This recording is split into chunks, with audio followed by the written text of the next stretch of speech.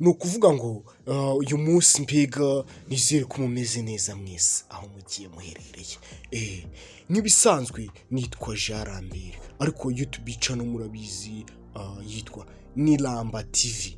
Mu magambo mu magambo mbega mu nyuguti nkuru urandika Niramba TV. Ni Ramba TV.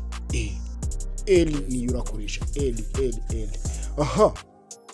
Reka twihute YouTube channel twayumvishe Niramba TV. Rero ni ukuvuga ngo uyu munsi nabazaniye akantu k'ubwenge, igisubizo cy'ubwenge. His Excellency mbega yasubije uriya munyamakuru wari waturutse muri BBC witwa Ansoye mbega. Uyu munsi rero ndagira ngo dukomezanye n'igisubizo His Excellency yahereje cyangwa se yasubije uriya munyamakuru mbega wari woherejwe na BBC. Kuvuga ngo nyine murabizi hari ukuntu umunyamakuru azavuga ati ese bimeze bite nkundi kugiye kuba chairperson w'uyu muryango. Ngaha mbibutsa ko byari muri ya nama ya Cugamo. Murabizi mwese u Rwanda rwayoboye Cugamo mbega rurekuye ejo bundi ubuyobozi, murabizi haciye imyaka 2. Narababwiye ni mbega igihe nigereye mu gasoba, mbega igihe nigereye mu bintu byo gusobanura ituntu mbega mbega ibyegeranyo, utuntu mbega twamugambo, mbega ibintu biba byaragiye bivugwa n'abantu ariko bikavugwa mu rundi rurimi. Mbamari mbega ngatuma mwumva kandi mukanasobanukirwa. Mba mbizerega, mba mbizi ko mukeneye gusobanukirwa. Niyo mpamvu naje n'igisubizo kuri mwebwe. Reka dutangire twumva icyo His Excellency yasubije uriya munyamakuru. Ndagira ngo mukomeze mutege amatwi pe. Abantu mwakoze subscribe ndabashimira, namwe muzayikora ndabashimiye pe. Reka dukomeze. Erega imigisha ni yacu. Reka dukomeze. That should not be there. Ngaha yararimo amubwira ati n'abantu bari muri gereza badakwiye kuba bariyo. Kuvuga ngo abantu bari muri gereza niho bakwiye kuba bari pe.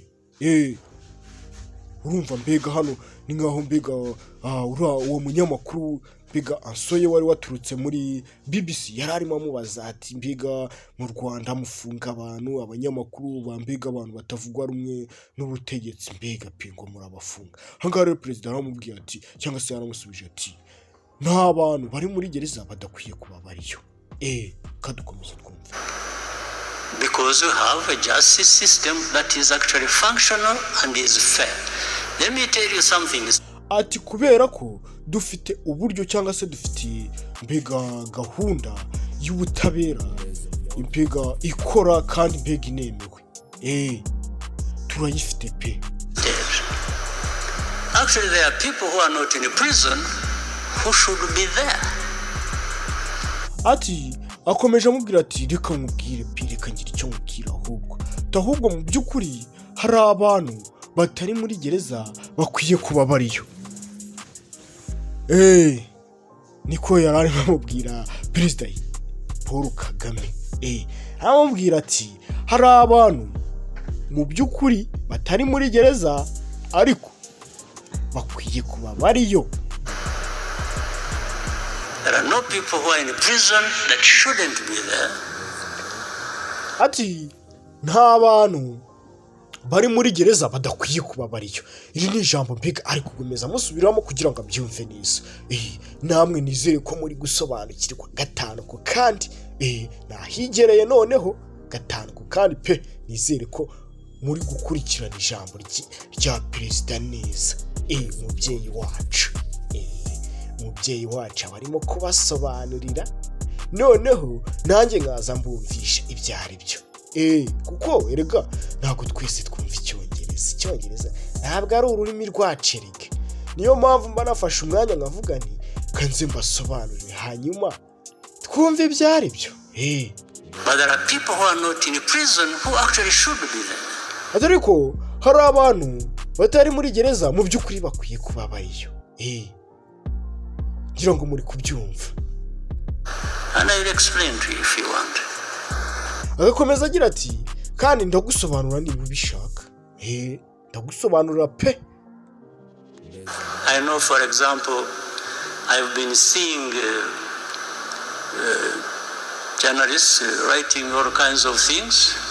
Ati nk'urugero maze igihe mbona abanyamakuru mbega bandika ibintu bigiye bitandukanye.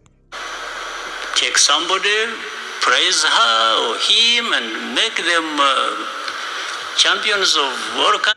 Bafata umuntu bakamusingiza mbega bakamugira umuntu wageze ku bintu byinshi mbega umuntu uri champion bagakora ibyo ngibyo mbega bakamusingiza ibintu nk'ibyo. Kinds of things. That's fine.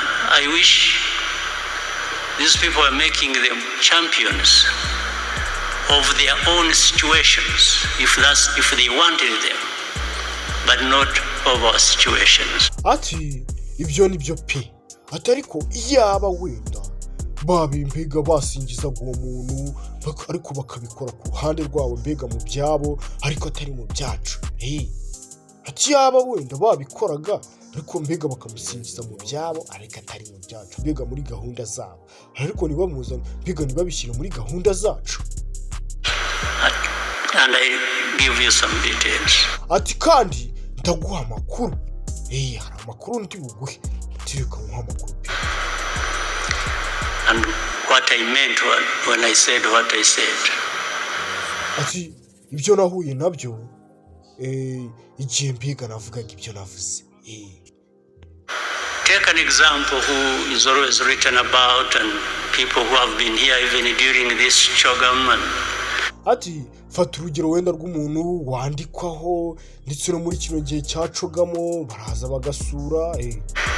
They were visiting a woman called Ingabire. Ati hari umudamu witwa Ingabire Victoire. Ingabire Victoire ngira ngo namwe muramuzi niba atari ibintu by'ibanga. Hanga mbega Perezida mbega bamugaragaje pe.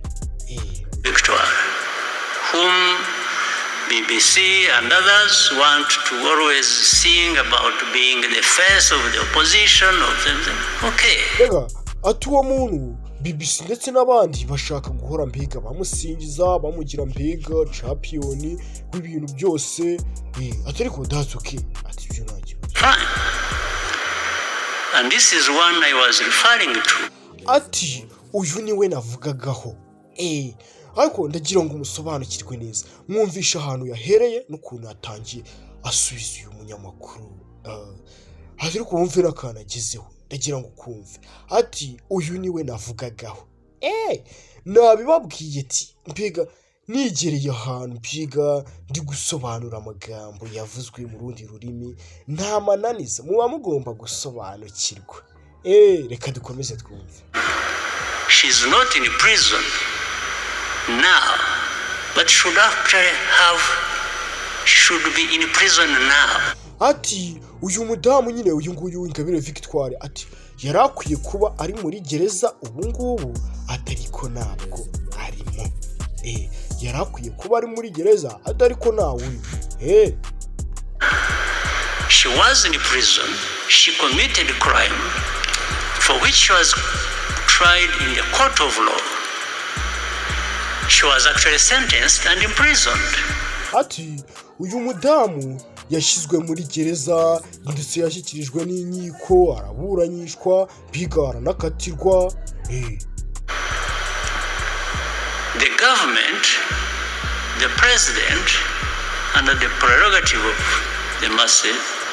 Ati guverinoma cyangwa se leta na perezida ndetse na prerogative mase. President has that powers. Ati kandi perezida afite ubwo bubasha cyangwa se afite ubwo bushobozi. Actually, this woman was released from prison. Ati mu by'ukuri uyu mudamu yararekuwe ava muri gereza. Before she served her full sentence.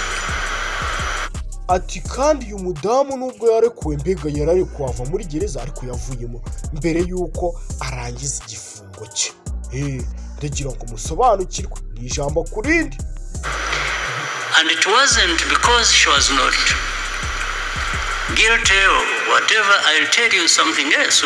Ati kandi si uko uyu muntu cyangwa se uyu mudamu atari umunyabyaha, mbega si uko atari yarakoze amakosa, ahubwo ndagira icyo mubwira. Shows double standards. Kikwereka ko mbega ibi bintu ari ibintu mbega biri ku murongo kandi bifite mbega ahantu bihagaze. Which lead to these things ati ari nabyo kandi biri gutuma habaho ibi bintu uri kubaza. asking. She was tried on the basis of evidence that was provided by European countries. Ati uyu mudamu yaburanyishijwe hashingiwe ku mbega kuri gihamya zazanywe n'ibihugu byo mu Burayi, working with our own justice system. Mbega ibyo bihugu mbega bikorana na gahunda cyangwa se mbega n'ubutabera bwacu. You see, so it wasn't just done here, it was done between us and some European countries who provide. Ati nyine ntabwo byakorewe hano gusa, ahubwo byakozwe hagati yacu mbega n'ibihugu bimwe mbega byo mu Burayi. Ntabwo ari hano byakorewe gusa, ahubwo mbega byakozwe hagati yacu na bimwe mu bihugu byo mu Burayi.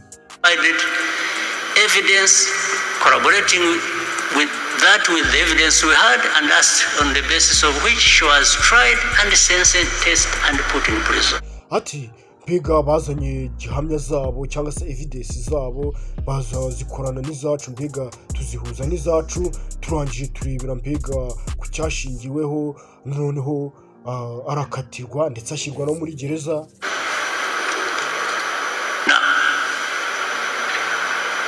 But some people decide to make that person an angel of freedom and democracy and something like that. Atariko abantu bakamufata bakamusingiza bakamugira marayika wa demokarasi, ubwigenge, ibintu nk'ibyo. Where does it come from? Ati se ibyo bituruka he? Ibyo bituruka he? But she's out there, she's not in prison. Turiko ari hanze aho, ntabwo ari muri gereza ubu. But this I'm saying, she should actually be in prison. Turiko ibindi kuvuga yakwiye kuba ari muri gereza. We hadn't just forgiven her. Niba tutari twamubabariye, yakwiye kuba ari muri gereza niba tutari twaramubabariye. Okay, we forgive her to be out of prison so that you can pick her and pump her and praise her. Okay, that's fine.